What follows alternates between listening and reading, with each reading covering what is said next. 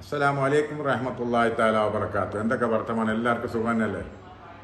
പിന്നെ ഇല്ലേ, നിങ്ങൾ എന്താക്കണം പറഞ്ഞാൽ ജനങ്ങൾ നമ്മളിപ്പോൾ നോമ്പ് നമ്മളെല്ലാവരും ഞാനടക്കം നോമ്പ് വെക്കുന്നുണ്ട്. നോമ്പ് വെച്ചിട്ട് അതിൻ്റെ കൂലിനെ നമുക്ക് വെറുതെ കളയുന്നുണ്ട്. മൊബൈലിൽ സമയം കളഞ്ഞിട്ടും ക്യാരം ബോർഡ്, പിന്നെ കട്ട കളിക്കുന്നത്, വീണ്ടിട്ട് സമയം കളയുന്നത്, മാരിയോ സ്കെച്ചിട്ടായിട്ട് പിന്നെ എന്ത് ചോദിക്കണമായിട്ടില്ല. ഒരു മിനിറ്റ് അവർക്ക് സമയം കിട്ടുന്ന എന്തെങ്കിലും ആയിട്ട് അതിനെ പിന്നെ കളിച്ചിട്ട് അതിൻ്റെ നന്മ ചെയ്തതെല്ലാം കളയുന്നു.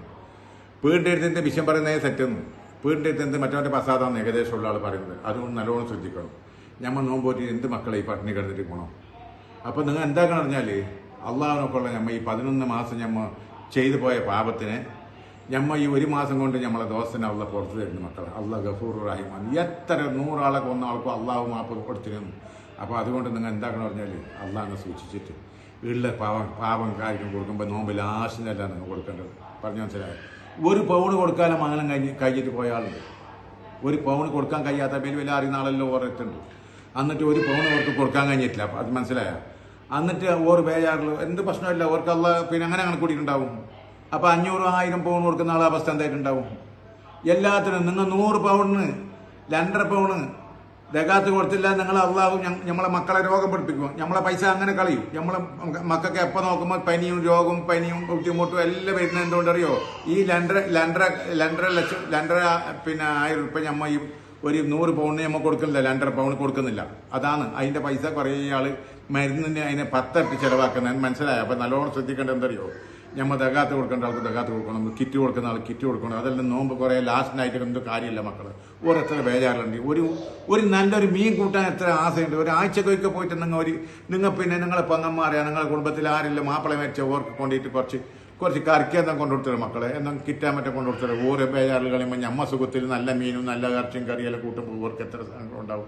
അള്ളാന്റെ റിക്കാർഡിലുണ്ടാവുമല്ലോ, അള്ളാന്റെ റിക്കാർഡിൽ. അപ്പം ഞമ്മ ഇപ്പോൾ പെരയിലുള്ള പൂച്ചയുണ്ട്, ഞമ്മ പോരുന്ന നാടൻ പൂച്ച.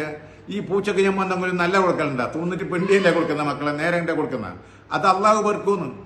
ഞമ്മ നല്ല തിന്നിട്ട് ഞമ്മ നല്ല തിന്നിട്ടായിട്ട് ഞമ്മ പിന്നെ ഈ പൂച്ചക്ക് വേസ്റ്റ് കൊടുക്കുമ്പോൾ അള്ളാഹ് നമ്മളോട് ദേഷ്യപ്പെടുമെന്ന് അള്ളാന്റെ റിക്കാർഡിലുണ്ടാവുന്നു. അപ്പോൾ അതുകൊണ്ട് പൂച്ചനെ നമ്മളെ മക്കളെ പോലെ തന്നെ ഞമ്മ എന്ത് ഭക്ഷണം കഴിക്കുന്നത് അത് ആ പൂച്ചക്ക് കൊടുക്കണം. ആ ദുആ മതി മക്കളെ. അള്ളാഹ് ഈ പൂച്ചയെല്ലാം കരഞ്ഞു പോകുന്ന അള്ളാഹ്. മിണ്ടാൻ പ്രാണിയെല്ലാം കരഞ്ഞു പോകും.